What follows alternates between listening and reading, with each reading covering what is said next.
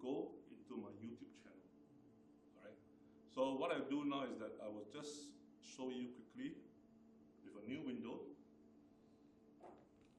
And so, switch between. So primarily, sorry to interrupt. So what's the difference between webcasting and Teams?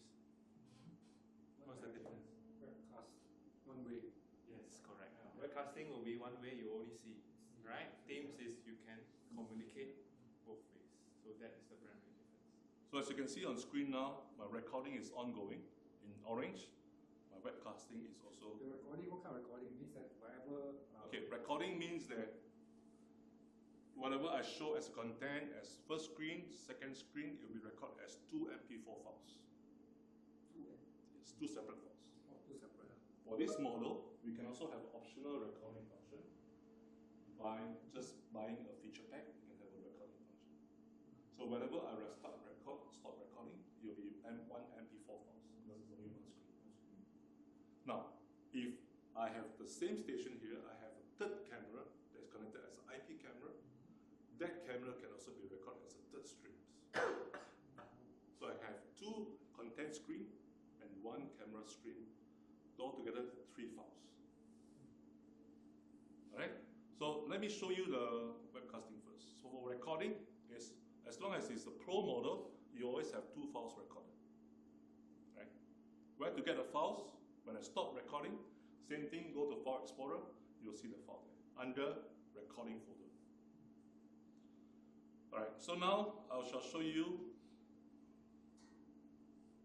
YouTube Live by opening up, let me show you my laptop here.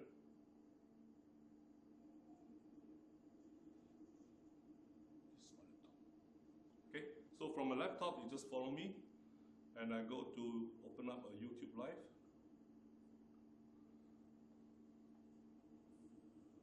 Okay, and I go to my studio. So under my studio now, as you can see, you see a live video already.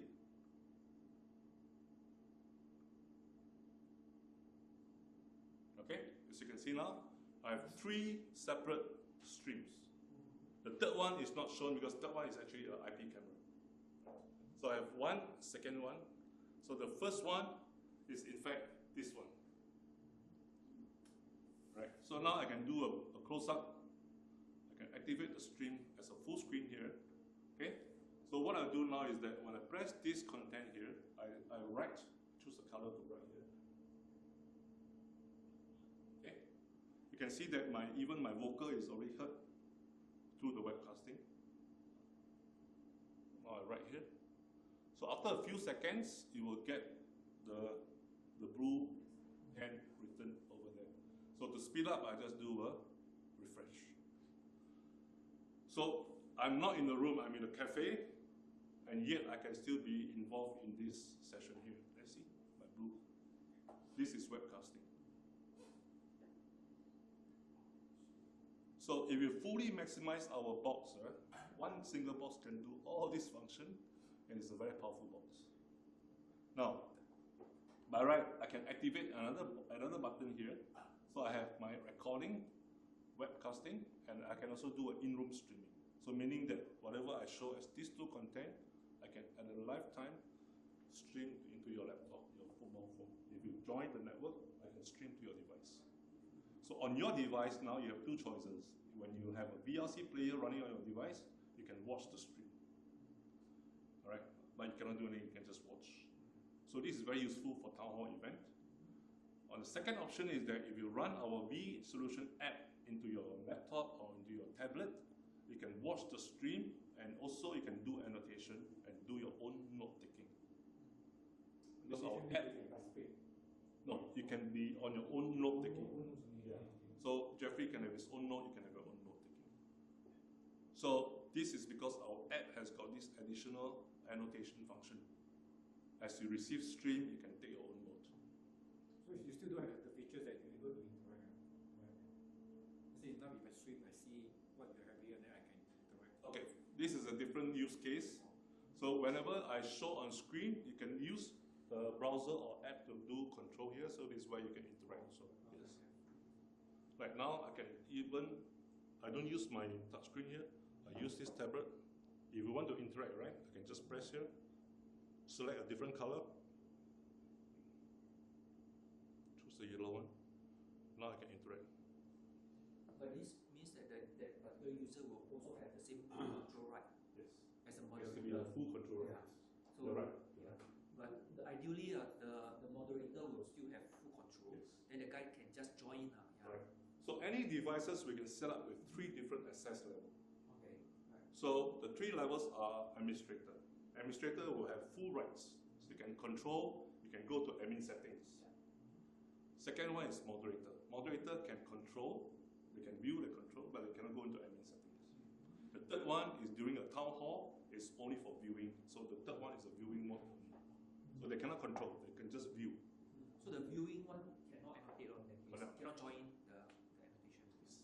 So to join, they have to do a moderator mode. So everyone is in the same room. To do a moderator, I have to activate a password or I have to show a PIN. So there's a dual layer of protection.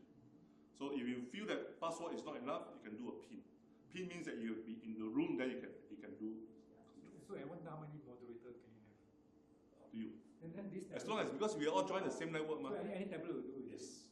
It can be tablet, it can be a phone, it can be your Windows laptop. So Android, iOS. Yes, no problem. Yeah. Because our app runs on all these OS.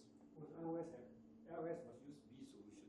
Must download. No, it's a different thing now. It's talking about engaging with interaction. Yeah. Just now I mentioned it's about touchback. Touchback. So don't confuse. Because for moderator, yeah. Don't confuse. Touchback is a different thing. Because they are touchback. For iOS, you must download. The apps yeah. Which sometimes can be challenging client side. Unless You know what is touchback, right? What is touchback? Yeah, it means whatever they annotate, you can see, right? No. Touchback means that if you have a Miracast from a laptop to the screen, Yeah. right? Normally you would need to go back to the laptop to control, right? Yeah. But if I use a touch screen here, Yeah. I don't need to touch from there. Right. It's as good as a USB link. Correct, but it's wireless. Yes. It's wireless. Yeah. So this is touchback. Yeah, it's like a USB connected to your laptop. Then whatever you write, Correct. annotate, the same annotation will fall back. Correct. Yeah, Yes. correct. Yes. So, but that one you need the app, like what you were saying. For No, we don't need the app if it's a Windows. for iOS you need. Yes. For Mac OS, we need the app. Because Mac itself, they don't support this function. Because anything that requires downloading so-called driver or whatever, right? Some of the corporate customers. Yes, I understand. Yes. So Correct, that's correct. the challenge. So it's There's an apps. yeah, it's a silent. Yes. So you have to wait. You have to talk to IT admin to convince them. If you need this, we will need to have. I think we position it in this way. Apple by default you can't do any touchback. So we are just giving you an option Yes, for you to do extra option. So we must position it correct. Yes. So it depends on how you want to convey the message Yeah. clearly. Yes. So for recording, you say that let's say you got three streams, so record in 3 different files. 3 different files. 3 open, 3 Yes, closed. correct. So can it be combined together? No. You have to use a third-party software after that, after editing. After editing. Post-edit, you have to do post-edit. So now let me show you. So you have any questions about webcasting? No. So we can support webcasting. So let's stop the recording. So before I stop, let me show you first this folder itself, recording folder, has got no files inside now, right? So the moment I stop recording, okay, go back to my folder.